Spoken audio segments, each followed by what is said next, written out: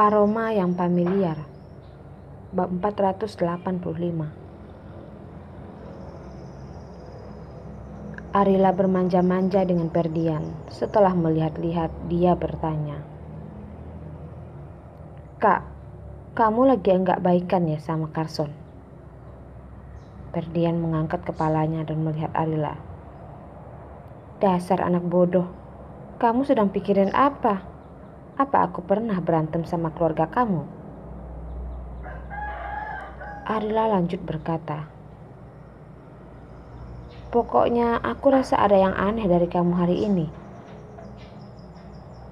Ferdian adalah si pemalas. Biasa makan saja dia bilang menyia-nyiakan waktunya. Hari ini matahari sudah terbit dari barat. Dia bisa masak sendiri. "Apa yang aneh dari aku?" Sambil berbicara, Ferdian menodorkan sepiring daging saus Kyoto ke depan Arila, lalu berkata lagi, "Aku adalah kakakmu. Aku memasakkan makanan untukmu. Masih butuh penjelasan apa?" "Daging saus Kyoto." Setelah melihat masakan ini, dua mata Arila langsung berbinar-binar. Daging saus Kyoto adalah makanan Kyoto. Perpaduan rasa asin dan manisnya sangat pas. Ditambah dengan sausnya yang kental, membuat rasanya sangat unik. Karena bahan yang dibutuhkan tidak banyak, biasanya di meja makan orang Kyoto pasti ada sayur ini. Ini juga adalah masakan yang sering dimasakkan Ibu Arila. Ibu Arila sering memasakkannya karena Arila suka dengan masakan ini. Arila suka dengan masakan ini karena daging saus Kyoto yang dibuat ibunya sangat lezat. Setiap kali di meja makan ada masakan ini, Arila pasti menambah 1 mangkok nasi lagi. Melihat mata Arila yang berbinar-binar, Ferdian sambil tertawa dia berkata, "Aku tahu kamu suka masakan ini. Aku menghabiskan beberapa jam untuk mempelajari cara memasak makanan ini. Coba kamu cicipi, enak tidak?" "Jangan bahas enak atau enggak enak dulu, Kak. Dengan ketulusan kakak membuat masakan ini, itu sudah bisa membuat aku senang sekali," kata Arila mengambil sepotong daging itu dan memasukkannya ke dalam mulutnya. Daging itu sangat harum dan lembut. Sudah lama Arila tidak merasakan masakan yang rasanya begitu membekas di ingatannya. Di dalam ingatannya, cuman ada ibunya yang bisa membuat masakan seenak ini. Beberapa tahun yang lalu, dia meninggalkan Kyoto dan pindah ke kota Pasir Bumi. Saat Arila sangat merindukan daging saus Kyoto ibunya, ia sudah pergi ke begitu banyak restoran makan Kyoto di kota Pasir Bumi. Tapi dia tidak bisa menemukan masakan yang rasanya sama seperti masakan yang dimasak ibunya. Di saat ia mengira seumur hidupnya ia tidak akan bisa memakan makanan daging saus Kyoto yang dimasak ibunya, kakaknya yang tidak pernah turun ke dapur malah bisa memasakkan masakan ini untuknya. Sambil memakan daging saus kecap, ia bisa merasakan rasa yang sudah lama hilang. Arila tiba-tiba teringat ibunya sudah meninggal beberapa tahun yang lalu. Air matanya pun mengalir keluar dari matanya. Melihat Arila yang hampir menangis, Ferdian bertanya dengan khawatir, "Kenapa? Tidak enak ya? Kalau tidak enak jangan dimakan lagi. Sudah besar begitu, masih mau nangis, kasih aku lihat sini." Arila menggeleng-gelengkan kepalanya, mengusap air matanya, lalu tertawa sambil berkata, "Kak, bukan tidak enak. Ini enak sekali. Benar-benar enak sekali." "Enak sekali. Jadi, kenapa kamu menangis?" Ferdian menyeringai, lalu berkata lagi, "Kalau ayah melihat kamu seperti ini, dia pasti mengira aku menyiksa kamu."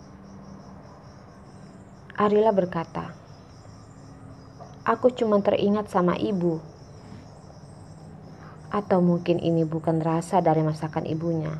hanya karena masakan dari keluarganya. Jadi Arila merasa rasa ini sangat familiar. Baru bisa merasa masakan ini adalah masakan yang paling enak di dunia ini. Ferdian mengambil tisu, lalu dengan kasar mengusap air matanya dan berkata, "Sudah, jangan nangis lagi. Kalau mereka melihat kamu nangis seperti ini, mereka pasti akan merasa sedih." Arila membersihkan hidungnya. "Aku ini lagi senang, Kak," Ferdian berkata. "Kalau kamu suka, lain kali sering-sering datang ke sini. Aku akan masakin buat kamu setiap hari." Arila lalu bertanya, "Kak, sejak kapan kamu berubah jadi lembut seperti ini?" "Jadi lembut apa? Kalau saja kamu bukan adikku. Orang yang paling tidak bisa ditinggal ayah adalah kamu." Saat itu, ayah mereka awalnya berencana untuk menyelesaikan masalahnya yang terakhir, lalu pergi menjemput dia dan ibunya. Tapi sayangnya, ayahnya pergi dan tidak pernah kembali lagi. Saat berbicara, Ferdian melihat ke arah pintu ruang kerjanya. Dia tidak bisa menyembunyikan kesedihan yang dirasakannya, tetapi dengan cepat ia mengubah ekspresinya. "Kak, kamu boleh cerita lebih banyak tentang ayah kita, kan?" Arila ingin sekali mengetahui semua tentang ayahnya. Ayahnya bisa membuat ibunya begitu cinta padanya. Arila percaya ayahnya pasti adalah laki-laki yang paling hebat. Hanya nasib yang bisa mengubah semuanya, membuat ayah dan ibunya tidak bisa bersama untuk selamanya. Arila seumur hidupnya tidak pernah bertemu dengan ayahnya. Ayah kita adalah orang yang sangat hebat. Dia sangat mencintai pekerjaannya. Dia sangat menghormati anak istrinya. Ia sangat menyayangi anak-anaknya. Tidak peduli orang yang ia kenal atau tidak kenal, orang yang kedudukannya tinggi atau kedudukannya rendah. Buat dia semuanya sama saja. Tidak ada beda semuanya.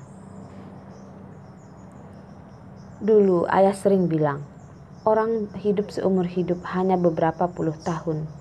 Jika hidup harus hidup dengan benar dan bermoral, jangan pernah melakukan hal yang menyakiti Tuhan dan melanggar norma. Di dalam hatiku, ayah adalah pahlawan yang paling hebat. Berbicara tentang ayahnya, Ferdian menghela napas panjang dan pikirannya terbang sampai ke tempat yang jauh.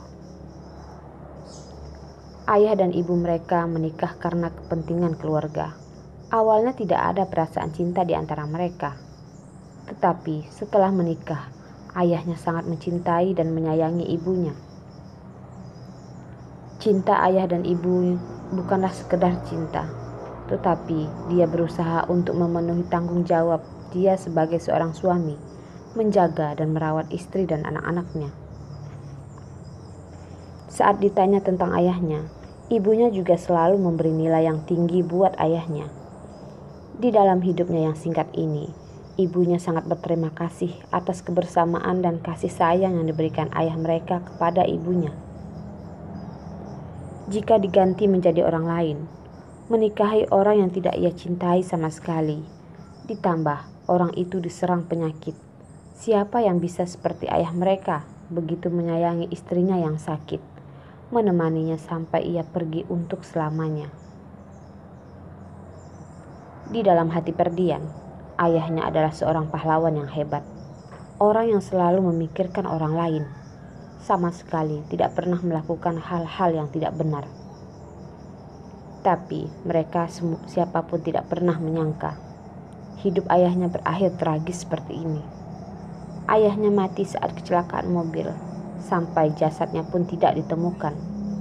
Pada akhirnya, Ferdian hanya sembarangan memungut sebuah tulang di tempat tersebut yang dijadikannya sebagai tulang milik ayahnya, lalu disembayangkan. Di dalam hatinya, ayahnya adalah seorang pahlawan.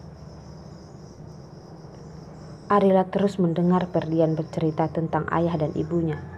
Arila mengusap-usap bibirnya, lalu tersenyum manis. Ketika mengetahui bahwa ia bukan anak dari Jesa yang kejam seperti binatang itu, saat ia tahu ayah dan ibu kandungnya begitu saling mencintai, Arila tidak bisa berhenti membayangkan ayahnya. Ayahnya pasti adalah seorang lelaki yang baik, pasti adalah seorang pria yang terhormat, pasti tidak pernah bicara dengan suara keras kepada ibunya. Arila tidak pernah bertemu dengan ayahnya. Dia tidak tahu perawakan ayahnya adalah orang yang bagaimana, di mana ia berusaha untuk mengingat semua yang baik tentang ayahnya, dan ia akan mengingat selamanya di dalam dirinya.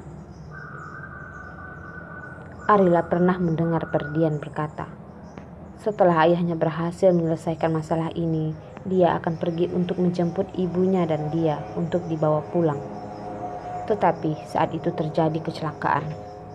Saat kecelakaan itu terjadi, ayahnya pasti masih terus memikirkan ibunya dan dirinya. Terus mengingat anak dan istrinya yang sangat ia cintai. Tetapi ia juga tidak bisa berbuat apa-apa lagi.